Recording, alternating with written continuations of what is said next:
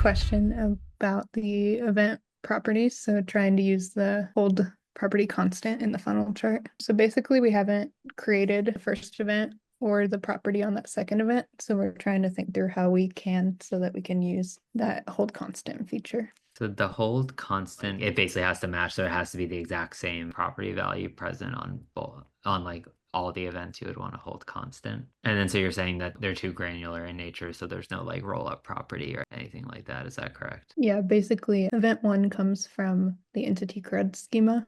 And we made the mistake of naming those properties, prefixing with the schema name. Entity two is like a click event, which we don't have that property on that schema yet. Are they the same in terms of the values, or are there differences in terms of the granularity? It would be the same. So it would be like the ID of the notification, like the database ID. So I think in that case, could we just merge them? So I think in the data UI, you should be able to select those two event properties, merge or transform, or I can picture it in my head, but not actually remember exactly the name. And then you could either use one of those existing names, or third option, create something net new if none of those two CRUD or entity IDs fit the bill. And then from there, you would be able to select the holding property constant. Okay. That's probably what I recommend. So yeah, you should just be able to go into data, select those two events. The last item on the right in the header kind of is is transform, and then the option you would want to go for is merge property. And then yeah, from there you can either merge it into the existing one, or you could create a net new property